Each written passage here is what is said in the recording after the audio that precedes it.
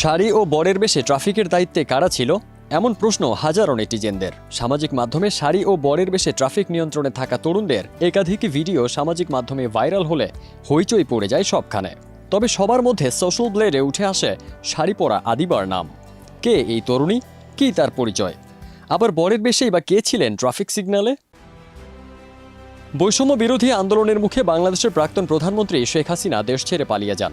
এদিকে আন্দোলনরত শিক্ষার্থীদের উপর গুলি চালিয়ে দেশের পুলিশ বাহিনী রীতিমতো বাংলাদেশের গণশত্রুতে পরিণত হন।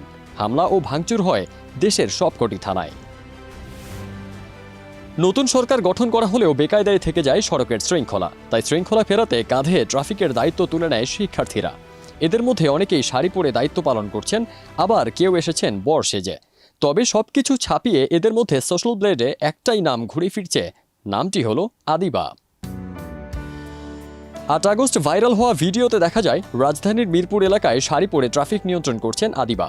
রাস্তার মাঝখানে দাঁড়িয়ে গাড়ির লেন ঠিক করতে ব্যস্ত তিনি। কখনো রাস্তায় সিগন্যালের পাশাপাশি ফুটপাতে হাঁটা, নির্দিষ্ট স্থান থেকে গাড়িতে পথচারীর ওঠানামা ও গণপরিবহনগুলোকে নির্দেশনা দিচ্ছেন এক শিক্ষার্থী। ট্রাফিক নিয়ন্ত্রণের পাশাপাশি তিনি মানুষকে নিয়ম শৃঙ্খলাও শেখাচ্ছেন। খোঁজ নিয়ে জানা গেছে জগন্নাথ বিশ্ববিদ্যালয়ের গণযোগাযোগ ও সাংবাদিকতা বিভাগে অধ্যয়নরত শাড়ি পরা ওই শিক্ষার্থীর নাম আদিবা নওমি।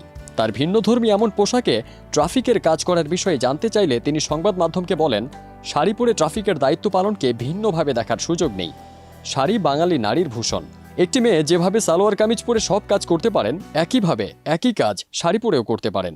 আমাদের মায়েরা বেশিরভাগ সময় শাড়িই পরেন।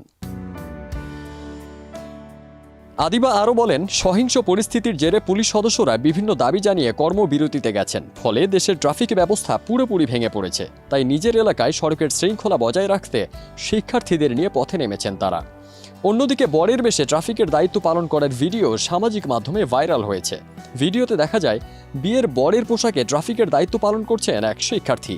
তবে তার পরিচয় এখনও জানা যায়নি। ফারদিন সানি, দেশ রূপান্তর।